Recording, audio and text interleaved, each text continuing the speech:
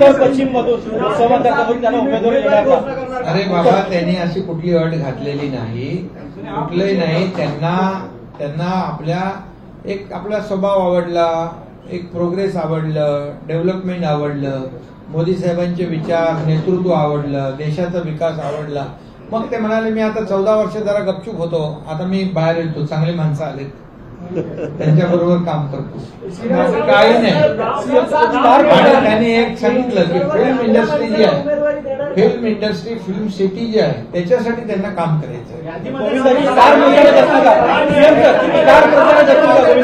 हा, बिलकुल. ते आपल्या पक्षाचे स्टार प्रचारक म्हणून काम करतील.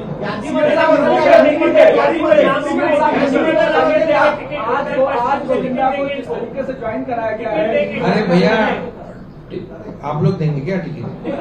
सर हिंदी में प्लीज एक्सप्लेन।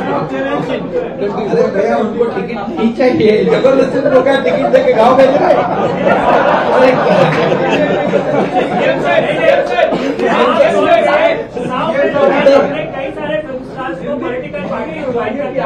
ये बिल्कुल ऐसी, अरे भैया ये नहीं है, ये चुनाव के लिए नहीं आए, टिकट भी नहीं चाहिए. उन्होंने पहले मुझे कहा कि कोई टिकट विकट नहीं चाहिए. मैं बोला मेट्रो का तो टिकट निकालना पड़ेगा, तो बोले वो चलेगा, चुनाव का टिकट नहीं चाहिए.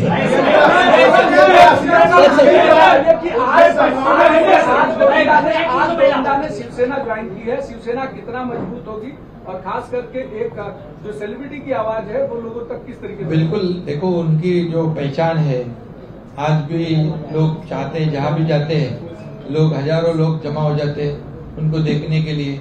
अभी जब सुनेंगे तो लाखों में जमा हो जाएंगे. अभी उनको हम सुनाएंगे लोगों को स्टार प्रचारक के माध्यम से.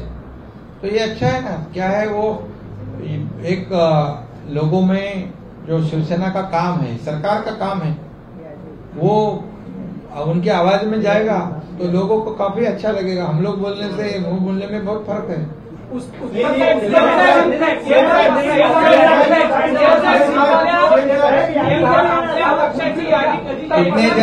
कितने जन बोलेंगे एक के बार, एक ही शिवसेना उमेदवारांची यादी कधी जाहीर होईल?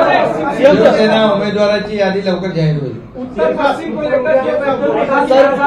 सीट को लेकर क्या रणनीति है? आपको खाली सिर्फ उत्तर पश्चिम क्यों भैया? अरे 48 सीट है हमारी, 48 सीट में हम महायुति मजबूती से लड़ेगी, मजबूती से जीतेगी. इतना ध्यान रखो. ये मैं बता रहा हूँ कि जो राज्य में काम हुआ है पिछले 1.5-2 साल में, वो सब लोगों ने देखा है. घर बैठने वाली ये सरकार नहीं है, ये फील्ड पे उतर के काम करने वाली सरकार है.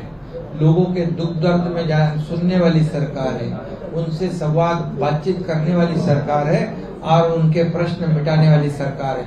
किसान हो या माँ बहनें हो, युवा हो, कामगार हो, सीनियर सिटीजन हो, सभी लोग, सभी वर्ग के लोगों के लिए सरकार ने काम किया है. और ये सरकार ने इतने बड़े बड़े निर्णय लिए हैं कि ये तो आपके सामने है. और निश्चित रूप से इतने बड़े प्रोजेक्ट चल रहे हैं. आज महाराष्ट्र में MTHL, अटल सेतु, यहाँ पर कोस्टल हाईवे, ये कोस्टल हाईवे हम इनके लिए विरार तक लेके जाने लगे, क्योंकि विरार का कोरला कहते हैं. हाँ, विरार का चोला, तर ते आम्ही तिकडे नेणार आहे. कुठे? विरारपर्यंत. हा, कोस्टल. आणि त्यांची लोकप्रियता आहे, गेल्या अनेक काळापासून लोकप्रियता आहे, त्यासोबतच त्यांना संसदीय कामकाजाचा अनुभव आहे. अशा वेळी मुंबईतल्या कुठल्या मतदारसंघात त्यांच्या नावाचा विचार होऊ शकतो? त्यांनी जरी नाही मागितलं तरी तुमच्या माध्यमातून त्यांच्या. अरे बाबा, ते निवडून आणायचं काम करतील, निवडून आणायचं काम करतील.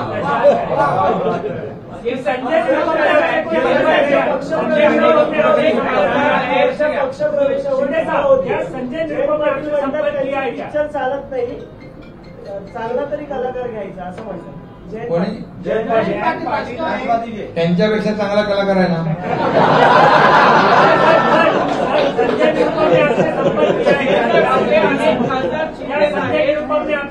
अरे बाबा, कलावंत आहे, कलाकार, त्याचा कधी अपमान करू नये. कसं आहे, माणसाचे दिवस कधी फिरतात ते माहित पडत नाही. त्यामुळे आपण 360 डिग्री विचार करायचा असतो आणि कलाकार हा कलाकार असतो. एका कलाकाराचा अपमान म्हणजे अख्ख्या सिनेसृष्टी इंडस्ट्रीचा अपमान आहे. त्यामुळे जे बोलले त्यांना त्याचं भुगतान करावं लागेल.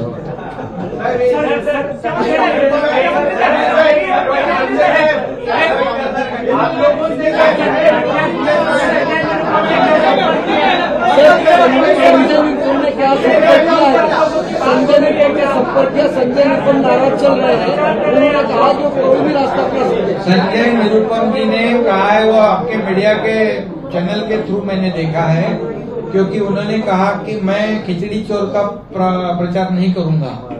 बराबर ना, कैसे करेगा कोई, कौन कर सकता है. कोविड में हम लोग तो सबको मदद कर रहे थे, कोई लोग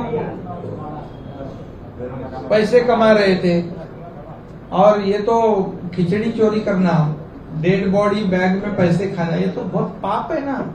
इसलिए संजय महापाप है. इसलिए संजय निरुपम जी ने बराबर कहा है.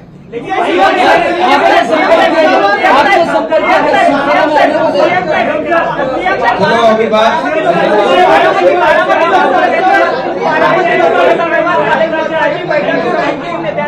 बारामती लोकसभेसंदर्भात काल एक महत्वाची बैठक नेत्यांसमोर झालेली आहे. विजय शिवतारे यांचं बंड थंड झालेलं आहे का? हो, काल विजय शिवतारे आले होते. त्यांनी मला सांगितलं, तिथे दोन्ही आपले उपमुख्यमंत्री होते आणि त्यांनी सांगितलं पक्षाचा आदेश माझ्यासाठी अंतिम आहे, त्यामुळे मी त्यांना धन्यवाद देतो.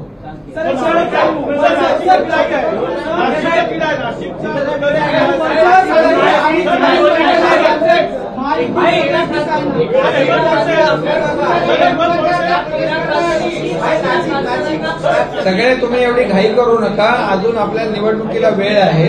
5 फेज मध्ये निवडणूक आहे. आता पहिल्या फेजचा फॉर्म भरलेला आहे, त्यामुळे तुम्ही चिंता करू नका.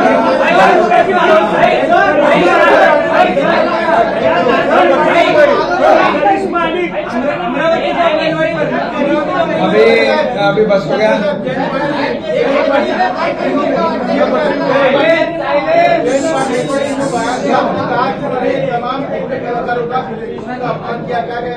हाँ बिल्कुल, ये जो किसी कलाकार जो है, कोई भी कलावंत हो, वो उसको कलाकार बनने में बहुत उसको मेहनत करनी पड़ती है.